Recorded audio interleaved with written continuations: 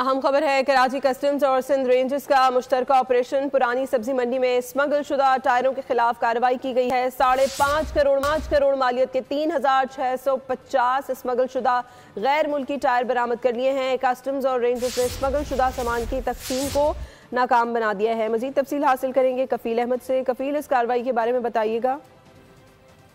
देखिए, कराची कस्टम्स और सिंध रेंजर्स का जो मुश्तरका ऑपरेशन सामने आया और पुरानी सब्जी मंडी कराची में इसमें जो टायरों के खिलाफ की कार्रवाई अमल में लाई गई है। खुफिया इत्तला पर कस्टम रेंजर्स और इंटेलिजेंस का ऑपरेशन जो है वो छापा मारा गया था, जिसमें 3650 स्मगल शुदा जो गैर मुल्की टायर थे उनको बरामद किए गए। इनकी जो मालियत बताई जा रही है वो 5.5 करोड़ रुपए करीब जो है वो बताई गई है और इसमें बरामद शुदा सामान कस्टम्स गोदाम मुंतकिल कर दिया गया है। और तर्जुमान का ये भी कहना है कि कस्टम्स और रेंजर ने स्मगल शुदा जो सामान की तकसीम है उसको नाकाम बना दिया।